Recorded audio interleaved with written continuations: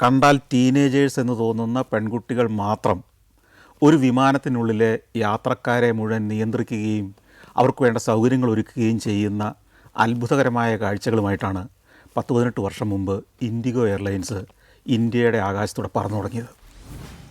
അന്ന് അതിലെ യാത്രക്കാർക്കെല്ലാം അതൊരു കൗതുകമായിരുന്നു. അതുവരെ കണ്ടിരുന്ന ഇന്ത്യൻ എയർലൈൻസ് ആണെങ്കിലും എയർ ഇന്ത്യ ആണെങ്കിലും ജെറ്റ് എയർവേയ്സ് ആണെങ്കിലും ഒക്കെ അതിൽ മുതിർന്ന സ്ത്രീകളായിരിക്കും ക്യാബിൻ ക്രൂ.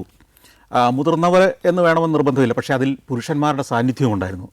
എന്നാൽ നേരത്തെ പറഞ്ഞതുപോലെ ടീനേജേഴ്സ് എന്ന് തോന്നുന്ന കൊച്ചു പെൺകുട്ടികൾ ഒരു 150-200 വരുന്ന പാസഞ്ചേഴ്സിനെ നിയന്ത്രിച്ചുകൊണ്ട് നയിച്ചുകൊണ്ട് ഒരു വിമാനം ഇന്ത്യയുടെ ആകാശത്തൂടെ പറക്കുമ്പോൾ അത് അത്ഭുതമായിരുന്നു. ഈ പെൺകുട്ടികൾ എങ്ങനെ ഇങ്ങനെ പരിശീലിപ്പിക്കപ്പെടുന്നു, എങ്ങനെയാണ് ഇവർ ഇത്ര മിടുക്കരായി മാറുന്നത് എന്നൊക്കെ നമുക്ക് അത്ഭുതം തോന്നിയിട്ടുണ്ടാവാം. അത്തരം ക്രൂ അംഗങ്ങളിൽ ഒരാളായ അതുല്യ, ഇൻഡിഗോ എയർലൈൻസിലെ ഒരു ക്രൂ അംഗം അതുല്യ ഇന്ന് നമ്മോടൊപ്പം അതുല്യയുടെ അനുഭവങ്ങൾ, കഥകൾ പങ്കുവയ്ക്കാനെത്തിയിരിക്കുകയാണ്. സ്വാഗതം. നമസ്കാരം സർ. എത്ര വർഷമായിട്ട് ഇൻഡിഗോയിലുണ്ട്? ഞാനിപ്പോൾ 8 വർഷമായി. 2018 ജോയിൻ ചെയ്തത്. ഇപ്പം 8 വർഷമായി. 4 വർഷം ഞാൻ ബാംഗ്ലൂർ ബേസിലായിരുന്നു വർക്ക് ചെയ്തിട്ടുണ്ടായിരുന്നത്. ഇപ്പം 4 വർഷമായിട്ട് ഞാൻ കൊച്ചി ബേസിലാണുള്ളത്. എയർ ഹോസ്റ്റസ് ആവണം എന്നൊരാഗ്രഹം ഉണ്ടായിരുന്നോ ബാല്യത്തിൽ? ഒരിക്കലും ഉണ്ടായിരുന്നില്ല. പിന്നെ എങ്ങനെ ഇതിലേക്ക് വന്നു വിട്ടു? എനിക്ക് വിമാനമായിട്ടോ അല്ലെങ്കിൽ വിമാനത്തിൽ ഇത്രയൊരു യാത്രക്കാരോ ജോലി ഒന്നും എനിക്ക് അറിയുന്ന ഒരു മേഖലയായിരുന്നില്ല. എന്നെ സംബന്ധിച്ച് എൻ്റെ അച്ഛൻ കുവൈറ്റിലായിരുന്നു വർക്ക് ചെയ്തിട്ടുണ്ടായിരുന്നത്. അപ്പോൾ എനിക്ക് വിമാനം അല്ലെങ്കിൽ ഒരു എയർപോർട്ട് എന്ന് പറയുന്നത് വെറും അച്ഛനെ പിക്ക് ചെയ്യാൻ പോകുന്നതും ഡ്രോപ്പ് ചെയ്യാൻ പോകുമ്പോഴും കാണുന്നത് മാത്രമാണ്. പിന്നെ രാവിലെ രാത്രിയും ഫ്ലൈറ്റ് എൻ്റെ വീട്ടിൻ്റെ മുകളിൽ കൂടെ പോകുന്നത്, കരിപ്പൂർ വിമാനത്താവളത്തിൻ്റെ അടുത്തായിരുന്നു എൻ്റെ വീട്. അതിൻ്റെ മുകളിൽ കൂടെ പോകുന്നതല്ലാതെ എനിക്കിതിനെക്കുറിച്ച് ഒരു ഐഡിയയും ഇല്ല. എന്താണ് ഏവിയേഷൻ, എന്താണ് അല്ലെങ്കിൽ വിമാനം. ഞാൻ എൻ്റെ ലൈഫിൽ ഒരു ക്യാബിൻ ക്രൂവിനെ അന്ന് വരെ കണ്ടിട്ടുമില്ല. സത്യത്തിൽ എന്താ സംഭവിച്ചതെന്ന് വെച്ചാൽ എൻ്റെ അച്ഛൻ ഒരു ഫിനാൻഷ്യൽ ഇഷ്യൂ ആയിട്ട് കുവൈത്തിൽ സ്റ്റക്കായി. അപ്പോൾ ഞാൻ +2 കഴിയുന്ന സമയത്ത് എൻ്റെ 9th സ്റ്റാൻഡേർഡിലാണ് അച്ഛൻ കുവൈറ്റിലോട്ട് തിരിച്ചു പോകുന്നത്. ആ ഒരു 9th സ്റ്റാൻഡേർഡ് ആയപ്പോഴത്തേനും കുറച്ചൊരു പ്രശ്നങ്ങളൊക്കെ വന്നു. ഫിനാൻഷ്യലി സ്റ്റക്കായി. അച്ഛൻ അവിടെ ഒരു ബിസിനസ് തുടങ്ങി, അത് വേണ്ടത്ര വിജയിച്ചില്ല. അത് കാരണം അച്ഛൻ അവിടെ സ്റ്റക്കായിപ്പോയി. പിന്നെ 10 വർഷം കഴിഞ്ഞിട്ടാണ് അച്ഛൻ തിരിച്ചു വരുന്നത്. അപ്പോൾ ഈ +2 കാലഘട്ടത്തിൽ എനിക്ക് +2 കഴിഞ്ഞ് എനിക്ക് എന്തെങ്കിലും ഒരു ജോലിയിൽ കയറണം. എനിക്ക് എൻ്റെ താഴെ 2 അനിയത്തിമാരുണ്ട്. എൻ്റെ അമ്മ, എൻ്റെ അമ്മൂമ്മ, എൻ്റെ അച്ഛൻ. അതാണ് എൻ്റെ ഫാമിലി അടങ്ങുന്നത്. അന്ന് എന്തോ എൻ്റെ മനസ്സിൽ തോന്നിയൊരു തോട്ടാണ്, എനിക്ക് എങ്ങനെയെങ്കിലും ഒരു ജോലിക്ക് കയറണം, എനിക്ക് ഏൺ ചെയ്യണം. ഒരു ചെറിയൊരു വയസ്സിൽ തന്നെ എനിക്ക് ഏൺ ചെയ്യണം, എൻ്റെ സ്റ്റഡീസ് കംപ്ലീറ്റ് ചെയ്യാൻ പറ്റണമെന്ന്. അങ്ങനെ ന്യൂസ് പേപ്പേഴ്സ് റെഫർ ചെയ്ത് ഏത് കോഴ്സിനാണ് ചേരുക എന്നുള്ളത് ഒരു കൺഫ്യൂഷൻ ഉണ്ടായിരുന്നു. ഞാൻ സയൻസ് സ്റ്റുഡൻ്റ് ആയിരുന്നു. അപ്പോൾ ആ കാലത്ത് ഒരു 2015-16 നമ്മളെ നാട്ടിൽ സ്പെഷ്യലി ഒരു ഈ എൻജിനീയറിങ് അല്ലെങ്കിൽ ഡോക്ടേഴ്സ്, അതല്ലാതെ medical field, engineering field, architects field അല്ലാതെ വേറെ ഫീൽഡ്സിനെ കുറിച്ച് ആരും ഡിസ്കസ് ചെയ്യാറില്ല, ആർക്കും അറിയില്ല. എസ്പെഷ്യലി കോഴിക്കോട് നിന്നൊരു ചെറിയൊരു സ്ഥലത്ത്, ലൈക്ക് പ്രോപ്പർലി ഞാനൊരു കോഴിക്കോട് മീഞ്ചന്ത എന്ന് പറഞ്ഞ സ്ഥലത്താണ് ഞാൻ ജനിച്ചു വളർന്നത്. അവിടെ ആർക്കും അറിയില്ല എന്താണ് ഏവിയേഷൻ എന്നറിയില്ല.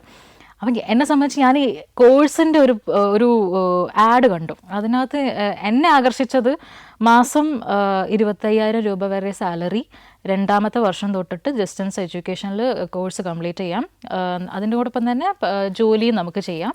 So both are in your hands. Like ജോലിയും കിട്ടുന്നു, സ്റ്റഡീസും കംപ്ലീറ്റ് ചെയ്യാൻ വരുന്നു. എന്നെ ആകർഷിച്ചത് അത് മാത്രമായിരുന്നു. എനിക്കറിയില്ലായിരുന്നു ഇത് എന്ത് ജോലിയാണ്, ഇത് എങ്ങനെയാണ്, ഇത് ഞാൻ എൻ്റെ ലൈഫ് എങ്ങനെയാണ് ഇത് മാറി മറിക്കാൻ പോകുന്നത്, ഒന്നും എനിക്കറിയില്ലായിരുന്നു. പരസ്യം കണ്ടതാണ്. ആരുടെ പരസ്യമായിരുന്നു ഇത്? അതൊരു കോളേജിൻ്റെ പരസ്യമായിരുന്നു. ഞാൻ പഠിച്ച് കോഴിക്കോട് തന്നെ ഞാൻ പഠിച്ചൊരു കോളേജിൻ്റെ BBA എയർലൈൻ എയർപോർട്ട് മാനേജ്മെന്റ്. അപ്പോൾ എനിക്ക് BBA കംപ്ലീറ്റ് ചെയ്യണം. എന്നെ സംബന്ധിച്ച് എൻ്റെ മൈൻഡിൽ ഉണ്ടായിരുന്നത് ഒരു ബിസിനസ് റിലേറ്റഡ് ആയിട്ട് എനിക്ക് ചെയ്യണം എന്നായിരുന്നു എൻ്റെ ആഗ്രഹങ്ങളൊക്കെ. ഒരു ബിസിനസ് ലേഡി ആവണം എന്നൊക്കെ ആയിരുന്നു എൻ്റെ ഡ്രീംസ്. ലൈക്ക് ഒരു 6ാം ക്ലാസ് തൊട്ടിട്ട് ഞാൻ എഴുതി വെച്ച ബുക്സിലൊക്കെ അങ്ങനെയായിരുന്നു. എനിക്കൊരു ബിസിനസ് സ്വന്തമായിട്ട് തുടങ്ങണം, എൻ്റെ സ്വന്തം ബ്രാൻഡ് തുടങ്ങണം, അങ്ങനത്തെ ഒക്കെ ഒരു ആഗ്രഹത്തിൽ വളർന്ന ഒരാളാണ്. പക്ഷേ സിറ്റുവേഷൻ കാരണം എനിക്ക് മാറേണ്ടി വന്നു. ഈ കോഴ്സ് എങ്ങനെയായിരുന്നു? എന്തൊക്കെയായിരുന്നു ആ കോഴ്സിൻ്റെ കണ്ടന്റ്? കോഴ്സിൽ ആക്ച്വലി ഫസ്റ്റ് ഇയർ പഠിപ്പിക്കുന്നത് കംപ്ലീറ്റ്ലി BBA റിലേറ്റഡ് ആയിട്ടുള്ള കാര്യങ്ങളാണ്. സെക്കൻഡ് ഇയർ പക്ഷേ അതിൻ്റെ കൂടെ ഡിപ്ലോമ കോഴ്സസ് തരുമായിരുന്നു. അപ്പോൾ നമുക്ക് സാധാരണ ഒരു ഡിഗ്രി കഴിഞ്ഞ ഒരാൾ ഏവിയേഷനിലോട്ട് ജോയിൻ ചെയ്തിട്ട് മനസ്സിലാക്കുന്നതിനേക്കാളും മുന്നേ അറ്റ്ലീസ്റ്റ് കുറച്ച് ടേംസ് എങ്കിലും ഏവിയേഷൻ ടേംസ്, ഇപ്പം നമ്മൾ ABCD എന്ന് പറയുന്ന പോലെ ഏവിയേഷനിൽ അങ്ങനെയല്ല പറയുക, alpha bravo charlie delta echo എന്നാണ് പറയുക. അത് നമ്മൾ എന്താണോ പറയുന്നത് മിസ്കമ്മ്യൂണിക്കേഷൻ വരാതിരിക്കാൻ വേണ്ടിയിട്ടാണ്. അപ്പോൾ അത് പഠിപ്പിക്കുന്നു. എയർപോർട്ട് കോഡ്സ് പഠിപ്പിക്കുന്നു, ഏതൊക്കെ ഡെസ്റ്റിനേഷൻസ്, ഏതൊക്കെ എയർപോർട്ട്സ്, ഏതൊക്കെ എയർലൈൻസ്, ഇതെല്ലാം നമ്മൾ പഠിപ്പിച്ചു തരുന്നുണ്ടായിരുന്നു ആ ഒരു കോഴ്സിനകത്ത്. പിന്നെ ക്യുസീൻസ്, നമ്മൾ ഓരോരോ രാജ്യത്ത് അല്ലെങ്കിൽ ഓരോരോ സെക്ടേഴ്സിൽ സെർവ് ചെയ്യുന്ന ക്യുസീൻസ് എന്തൊക്കെയാണ്, അതിൽ ഈവൻ ആൽക്കഹോൾ ആണെങ്കിലും പോലും അതിൻ്റെ ടൈപ്പ് ഓഫ് ആൽക്കഹോൾസ് അതെങ്ങനെയാണ് സെർവ് ചെയ്യുക. പിന്നെ ഗ്രൂമിങ്, നമുക്ക് ഈ യൂഷ്വലി എല്ലാവരും പറയും ഭയങ്കര പ്രോപ്പർലി ഗ്രൂംഡ് ആയിട്ടാണ് ക്യാബിൻ ക്രൂ എന്നുള്ളത്. അത് ചെയ്യുന്നത് എങ്ങനെയാണെന്ന് പോലും എനിക്ക് ഫൗണ്ടേഷൻ ഒന്നും എന്താന്ന് പോലും അറിയില്ലായിരുന്നു.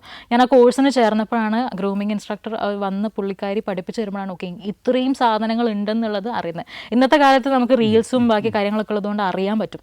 അന്നത്തെ കാലത്ത് അത് അറിയില്ലായിരുന്നു. അപ്പം ഒരു ഫൗണ്ടേഷൻ, ഒരു ഡ്രസ്സ് എങ്ങനെ നമ്മൾ നീറ്റ്ലി ഇടണം, എങ്ങനെ പ്രസൻറ്റബിൾ ആവണം, നമ്മുടെ ജെസ്റ്റേഴ്സ്, കൈ കാലുകൾ അനങ്ങുന്നത്, മൂവ് ചെയ്യുന്നത്, ഒരാളോട് സംസാരിക്കുന്നത്, എങ്ങനെ ബഹുമാനത്തിൽ സംസാരിക്കാം, എങ്ങനെ അത് ബോഡി ലാംഗ്വേജിൽ പ്രിഫർ ചെയ്യാം, ഒരു ഫോർക്കും നൈഫും വെച്ച് എങ്ങനെയാണ് ഫുഡ് കഴിക്കുന്നതെന്ന് പോലും പഠിപ്പിച്ച് തരുന്നുണ്ടായിരുന്നു ആ കോഴ്സിനകത്ത്. ഇംഗ്ലീഷും ഹിന്ദിയും, ഹിന്ദി ക്ലാസ്സസ് നമുക്ക് സെപ്പറേറ്റ് തന്നിട്ടുണ്ടായിരുന്നു. അപ്പോൾ അതിനകത്ത് ഹിന്ദിയിൽ എങ്ങനെയാണ് സംസാരിക്കേണ്ടത്, കുറച്ച് അറ്റ്ലീസ്റ്റ് ബേസിക് കാര്യങ്ങളെങ്കിലും അതെല്ലാം പഠിപ്പിച്ചു തന്നിട്ടുണ്ടായിരുന്നു. പിന്നെ ഇമർജൻസി ആയിട്ടുള്ള കാര്യങ്ങൾ, ഇപ്പോൾ ലാൻഡിങ്, ക്രാഷ് ലാൻഡിങ് എന്താണ്, ഡിച്ചിങ് എന്താണ്, ഡിച്ചിങ് എന്നൊന്നും പറഞ്ഞാൽ എന്താണെന്ന് പോലും എനിക്കറിയില്ലായിരുന്നു. പക്ഷേ അന്നത്തെ കോഴ്സിൽ പഠിച്ചതിനെ കൊണ്ട് കുറച്ചെങ്കിലും ഐഡിയ ഉണ്ടായി പോകുന്നതിന് മുന്നേ. ഇത് 3 വർഷത്തെ കോഴ്സായിരുന്നോ? ഇത് 3 വർഷത്തെ കോഴ്സായിരുന്നു. 1 വർഷമായിരുന്നു ക്ലാസ് ഉണ്ടായിരുന്നത്. സെക്കൻഡ് ഇയർ തൊട്ടിട്ട് ഡിസ്റ്റൻസ് എഡ്യൂക്കേഷനിലാണ് അത് കംപ്ലീറ്റ് ചെയ്യാനുണ്ടായിരുന്നത്. ഇതിനിടയ്ക്ക് ഇൻഡിഗോയിലേക്ക് എങ്ങനെയാണ് കയറാൻ പറ്റിയത്? ഇൻഡിഗോയിലേക്ക് കയറിയത് അഗെയിൻ ഞാൻ സെക്കൻഡ് ഇയർ തൊട്ടിട്ട് ഈ പറഞ്ഞ പോലെ ഡിസ്റ്റൻസ് എഡ്യൂക്കേഷൻ ആയതുകൊണ്ട് തന്നെ വീട്ടിൽ ഇരുന്നിട്ട് നമ്മൾ എക്സാം പോയിട്ട് ഡിസ്റ്റൻസ് എക്സാം എഴുതുന്ന സമയത്ത് പോയി എഴുതുക, അത്രയേ ഉള്ളൂ. വേറെ നമ്മളൊന്നും പഠിക്കുന്നില്ല. ഞാൻ കുറേ ഡൗൺ ആയിരുന്നു, എനിക്ക് ജോലിയൊന്നും ആയില്ല. പക്ഷേ ഈവൻ അറിയുന്ന ആളുകളൊക്കെ പറഞ്ഞൊരു റിസപ്ഷനിസ്റ്റ് ആയിട്ടോ അങ്ങനെ എന്തെങ്കിലുമൊക്കെ ജോലിക്ക് കയറി. ഞാൻ പറഞ്ഞു ഒരിക്കലും ഇല്ല, ഞാൻ ഇത്രയും പൈസ ചിലവാക്കി പഠിച്ചിട്ടുണ്ടെങ്കിൽ എനിക്കത് തന്നെ വേണം. എനിക്ക് ഏവിയേഷൻ ആ എയർപോർട്ടിനുള്ളിൽ എന്ത് ജോലി ആയിക്കോട്ടെ, പക്ഷേ എനിക്കത് തന്നെ വേണം. എൻ്റെ വാശിയായിരുന്നു അത്. ഞാൻ അതുകൊണ്ട് തന്നെ വെയിറ്റ് ചെയ്തു.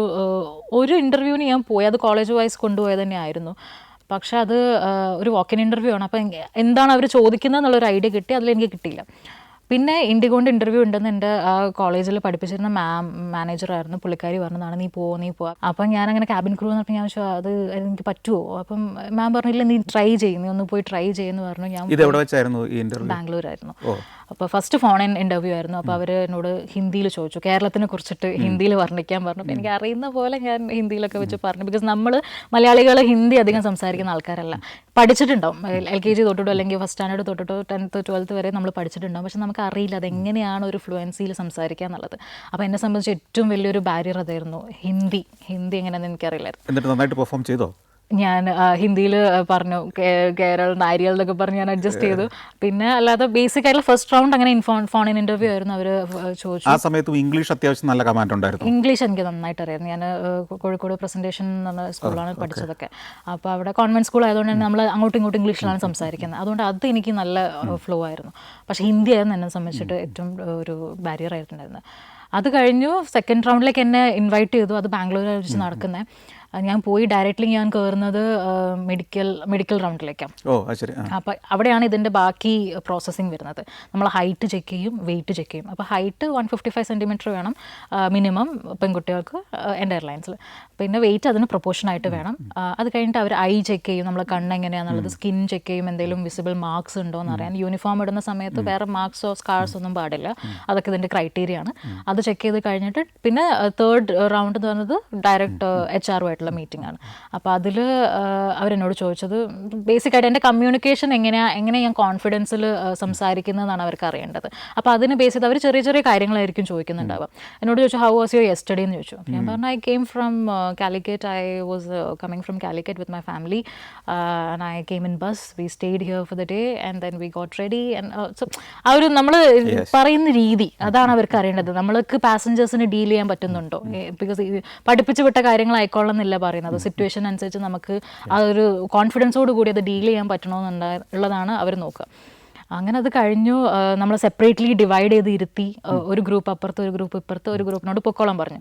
അപ്പോഴും എൻ്റെ നെഞ്ച് ഇടിച്ചുകൊണ്ടിരിക്കുക. ബിക്കോസ് ഞാൻ 9 മണിക്ക് കയറിയതാണ്, 5 മണിയായി ഈവനിങ് ആയിട്ട്. എന്താ ഇവർ ചെയ്യാൻ പോകുന്നതെന്ന് അറിയില്ല. അങ്ങനെ ഒരു ടീമിനോട് അവർ പറഞ്ഞു അവർക്ക് ഇനി ഒരു 15 ദിവസത്തെ ക്ലാസ് തരും, എന്നിട്ട് അവർ ഒന്നും കൂടി ഇംഗ്ലീഷ് ഒന്ന് ബ്രഷപ്പ് ചെയ്തെടുത്തിട്ട് ഒന്നും കൂടി ഒരു ഇൻ്റർവ്യൂ വെക്കുന്നതാണ്. ഞങ്ങൾക്കൊരു ഹാൻഡ് ബുക്ക് കൊണ്ട് തന്നു. ഞാനൊന്ന് മറച്ച് നോക്കി, ഇത് എന്താണെന്നറിയില്ല. ഞാനൊന്ന് മറച്ച് നോക്കിയപ്പോൾ അതിനകത്ത് congratulations you have been selected as cabin crew. അന്ന് എനിക്ക് 19 വയസ്സാണ്. അപ്പോൾ അന്നാണ് എൻ്റെ ലൈഫ്, അന്ന് തൊട്ടിട്ട് എൻ്റെ ലൈഫ് മാറിഞ്ഞതും. അന്ന് കണ്ണ് നിറഞ്ഞ ഒരു മൊമെൻ്റ് ആയിരുന്നു. അങ്ങനെ ഞാൻ പുറത്തേക്ക് ഇറങ്ങി, എൻ്റെ ഫാമിലിക്ക് അവിടെ ഉണ്ടായിരുന്നു, അവർക്കത് കാണിച്ചു കൊടുത്തു. അവിടെ നിന്ന് അങ്ങോട്ട് ആക്ച്വലി ചാലഞ്ചസ് സ്റ്റാർട്ട് ചെയ്യുന്നു. അന്ന് വരെ അറിഞ്ഞില്ല എന്താണ് റിയൽ ലൈഫ് എന്നുള്ളത്. അവിടെ നിന്ന് അങ്ങോട്ട് പിന്നെ സ്റ്റാർട്ട് ചെയ്തു. ഇത് കഴിഞ്ഞ് പിന്നെ എത്ര ദിവസം ഉണ്ടായിരുന്നു ജോയിൻ ചെയ്യാൻ സമയം? എനിക്ക് 6 മാസത്തിൻ്റെ ഗ്യാപ്പ് ഉണ്ടായിരുന്നു. അവർ വിളിക്കാൻ കുറച്ച് ടൈം എടുത്തിട്ടുണ്ട്. അപ്പോൾ ഒരു 6 മാസത്തിൽ അവർ, എനിക്ക് തോന്നുന്നു പ്രോസസ്സിങ് ഭയങ്കര കുറച്ചൊരു സ്ലോ ആയിരുന്നു. എന്നാലും എൻ്റെ കൂടെ ഉണ്ടായിരുന്ന കുറച്ച് പേരെ വിളിച്ചു. മേ ബി ഞാൻ കോഴിക്കോട് ആയതുകൊണ്ട് ഇനി എന്തെങ്കിലും പ്രശ്നം ഉണ്ടായതാണെന്ന് എനിക്കറിയില്ല. ഒരു 6 മാസത്തെ ഗ്യാപ്പ് കഴിഞ്ഞിട്ടാണ് എനിക്ക് അവർ ടിക്കറ്റ് അയച്ചു തന്നു. പിന്നെ ഞങ്ങൾക്ക് 3.5 മാസത്തെ ട്രെയിനിങ് ആണ് നടക്കുന്നത്. അത് ബാംഗ്ലൂരായിരുന്നോ?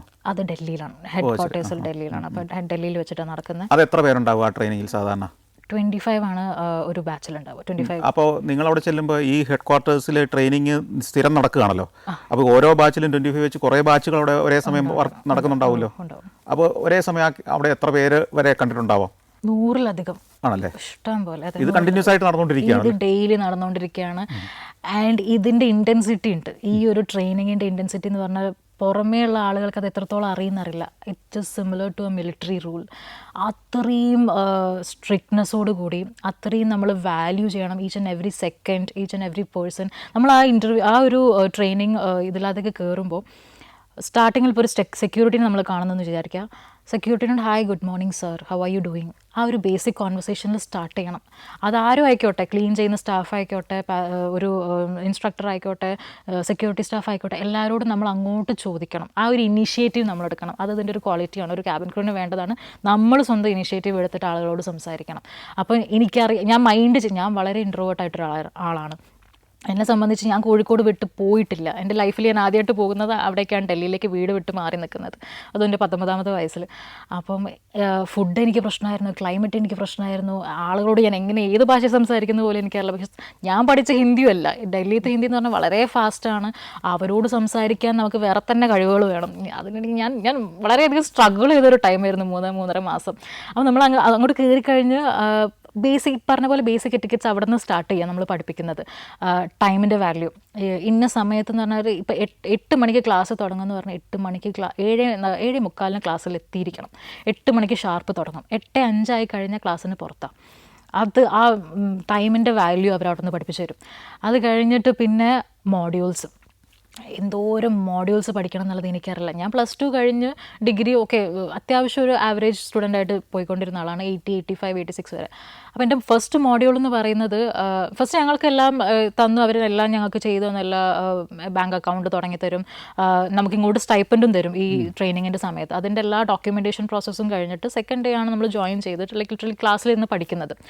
അപ്പോൾ ഈ ക്ലാസ്സിലിരുന്ന് പഠിക്കുന്ന സമയത്ത് ഫസ്റ്റ് മോഡ്യൂൾ വരുന്നത് ബേസിക് ഇൻഡോക്ക് എന്ന് പറഞ്ഞിട്ട് നമുക്ക് ഫുൾ എക്യുപ്മെൻറ്റ്സ് ആണ് പഠിപ്പിച്ചു തരാം. ഒരു എയർക്രാഫ്റ്റിനുള്ളിൽ വേണ്ട equipments, oxygen bottles, fire extinguishers, AED, ELT, emergency located transmitter, ഈ വക സാധനങ്ങളൊന്നും ഒരാൾക്കും അറിയില്ല.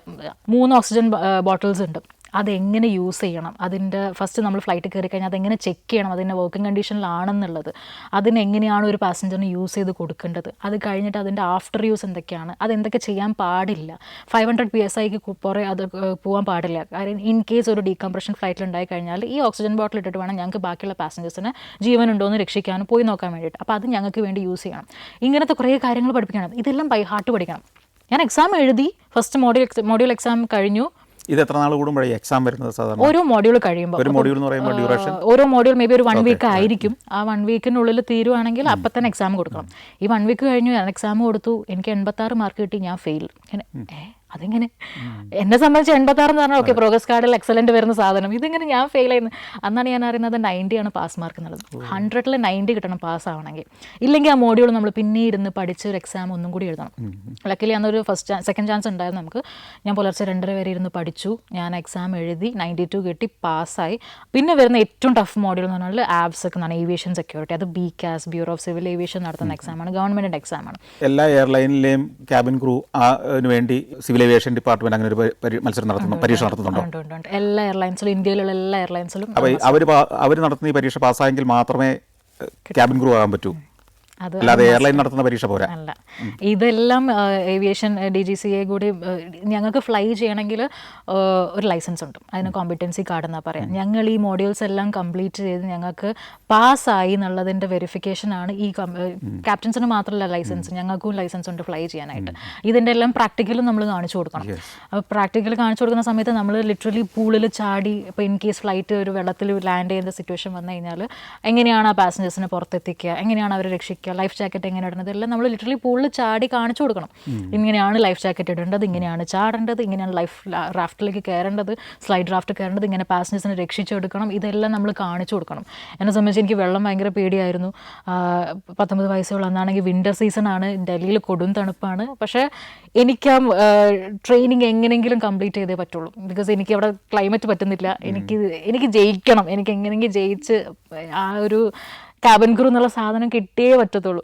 ഞാനത് എല്ലാം ഓൾമോസ്റ്റ് ഒരു 7 ദിവസമൊക്കെ ഞാൻ പട്ടിണി കിടന്നിട്ടുണ്ട്. എനിക്ക് അവിടുത്തെ ഫുഡ് പറ്റുന്നില്ലായിരുന്നു. എനിക്ക് ഭയങ്കരമായിട്ട് മോഷൻ സിക്നസ്, ഡയറിയ, ഫീവർ എല്ലാം വന്നു. പക്ഷെ ഞാൻ ഒരു ക്ലാസ് പോലും മുടക്കിയില്ല. എല്ലാ ക്ലാസ്സിനും ഞാൻ പോയി, അത് അറ്റൻഡ് ചെയ്ത് ഞാൻ പഠിച്ചെടുത്ത്. ഈ ഏവിയേഷൻ സെക്യൂരിറ്റി എന്നുള്ള എക്സാം വളരെ ടഫാണ്. കാര്യം ഹിസ്റ്ററി, ഏവിയേഷൻ ഹിസ്റ്ററിയിൽ നടന്നിട്ടുള്ള പാസ്റ്റ് ആക്സിഡൻറ്റ്സ്, അതിലുണ്ടായിട്ടുള്ള ഹൈജാക്സ്, അതിൻ്റെ ആഫ്റ്റർ എഫക്ട്സ്, ഏവിയേഷനിൽ എന്തൊരു റൂള് കൊണ്ടുവന്നിട്ടുണ്ടെങ്കിലും അതിൻ്റെ പിന്നിലൊരു ഹിസ്റ്ററി ഉണ്ടാകും.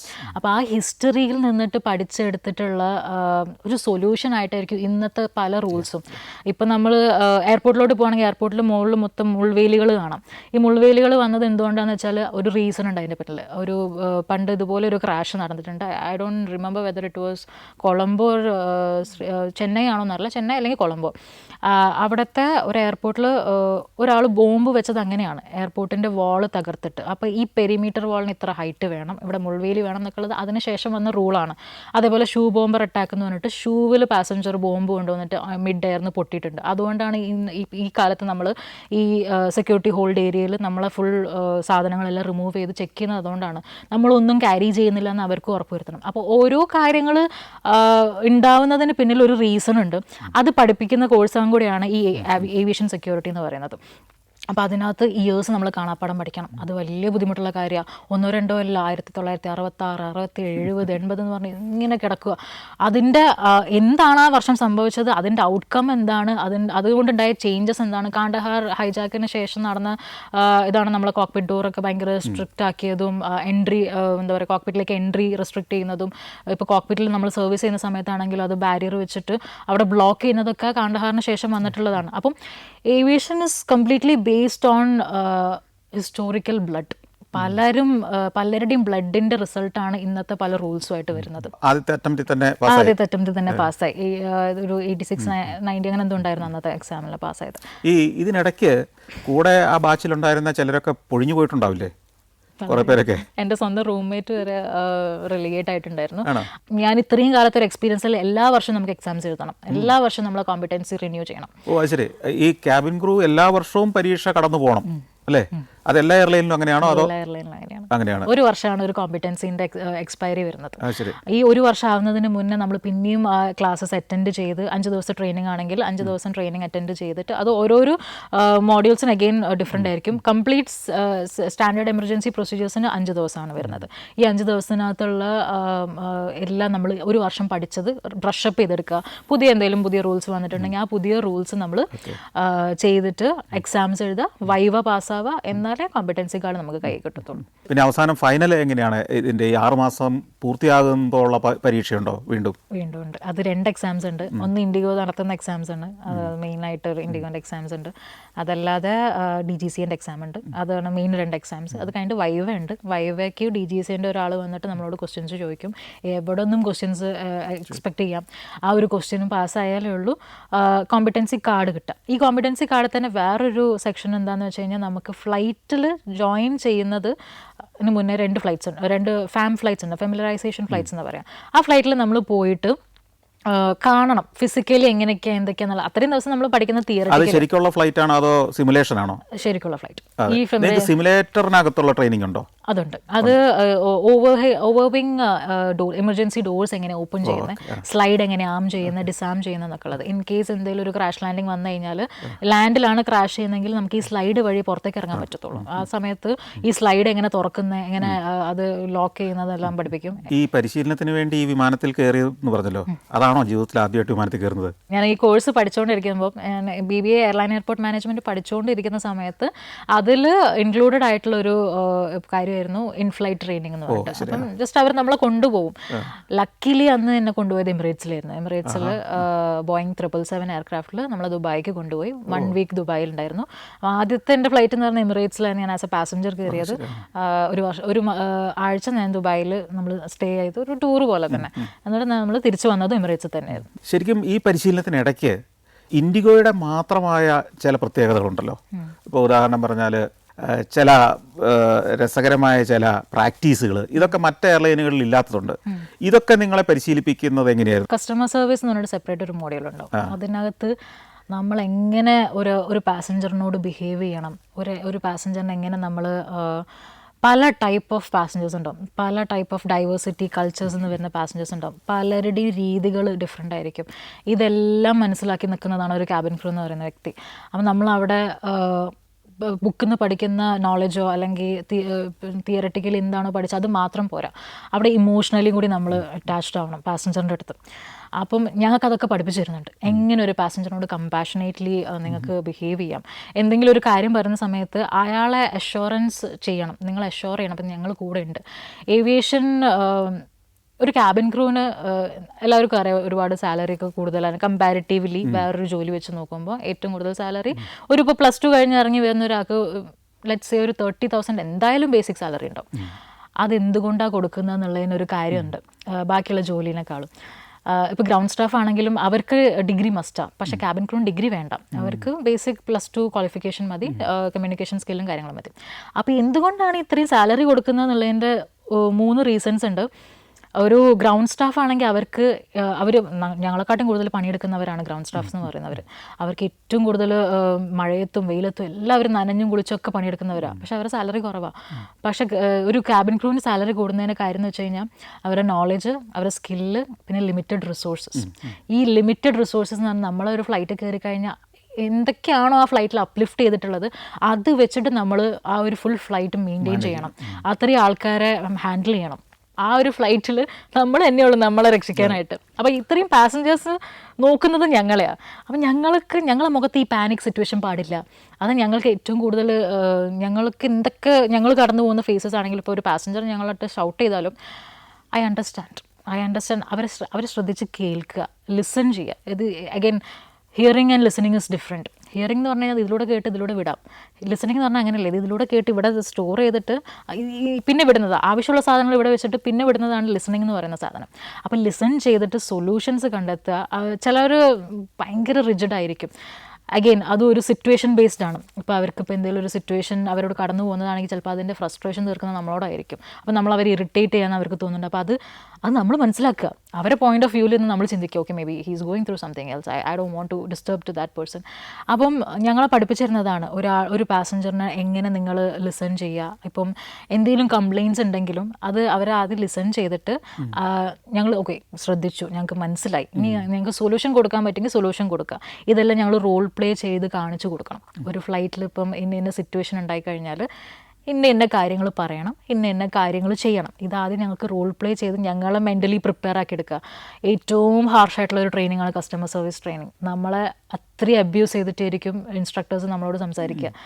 ഫുഡ് എടുത്ത് എറിയും, നമ്മളെ മുഖത്തേക്കൊക്കെ എറിയും, നമ്മളെ എല്ലാവരും തെറി വിളിക്കും.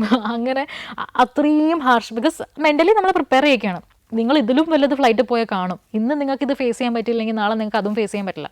അപ്പോൾ ഇതെല്ലാം നമ്മളെ പഠിപ്പിച്ചെടുത്തിട്ട് ആ ഒരു സിസ്റ്റം എങ്ങനെയാണ് ഹാൻഡിൽ ചെയ്യേണ്ടത്. ബാക്കിയുള്ള എയർലൈൻസിനേക്കാളും നമുക്ക് ഫുഡൊക്കെ ഓൺ ദ സ്പോട്ട് പ്രിപ്പയർ ചെയ്ത് കൊടുക്കുകയാണ്. ഈ പ്രിപ്പയർ ചെയ്യുന്നതിനൊക്കെ ടൈമുണ്ട്. ഇന്ന 30 സെക്കൻഡ്സിനുള്ളിൽ ഇന്ന സാധനം പ്രിപ്പയർ ചെയ്യണം, പാക്കറ്റ് പൊളിക്കണം, ഇന്ന രീതിയിൽ വെള്ളം ഒഴിച്ചു കൊടുക്കണം, ഇത് ഇന്ന സമയത്തിൽ പ്രിപ്പയർ ആവും, ഇന്ന പാസഞ്ചറിനോട് ഇത്ര ഇൻഫർമേഷൻ കൊടുക്കണം, എന്ത് ചോദിക്കുമ്പോൾ അലർജീസ് ഉണ്ടോ എന്നുണ്ടെങ്കിൽ പാസഞ്ചേഴ്സിനോട് ചോദിക്കുക. അങ്ങനെ വളരെ മൈന്യൂട്ടായിട്ടുള്ള കാര്യങ്ങളാണ്. ഈ ഒരു കസ്റ്റമർ സർവീസ് ട്രെയിനിങ് കഴിയുന്നതോടുകൂടി ഏകദേശം ഒരു തീരുമാനമാവും എന്താകും ബാക്കിയുള്ളതെന്നുള്ളത്. അതുവരെ കുഴപ്പമില്ല, തിയററ്റിക്കലാണ്. ഇതാണ് ആക്ച്വൽ പ്രാക്ടിക്കലിൽ വരുന്നത്. അതും ആയിരിക്കില്ല, പക്ഷേ നമ്മൾ ഫ്ലൈറ്റിൽ പോയി കഴിഞ്ഞാൽ അത് കംപ്ലീറ്റ്ലി ഡിഫറെൻ്റ് ആണ്. ഈ ഒരു ബജറ്റ് എയർലൈൻ എന്ന നിലയിൽ എന്തെങ്കിലും പ്രത്യേക പരിശീലനം നിങ്ങൾക്ക് കിട്ടുന്നുണ്ടോ? ബഡ്ജറ്റ് എയർലൈൻ എന്ന രീതിയിൽ കുറേ സാധനങ്ങൾ കുറവായിരിക്കും കമ്പാരിറ്റീവ്ലി.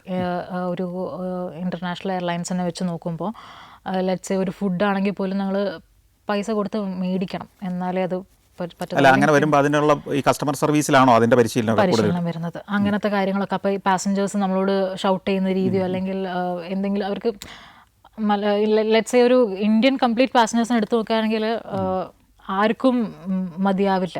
ഒരു എസ്പെഷ്യലി ഒരു എയർലൈനിലോട്ട് കയറി വരുന്ന സമയത്ത് അവർക്ക് പല എക്സ്പെക്റ്റേഷൻസ് ഉണ്ടാവും.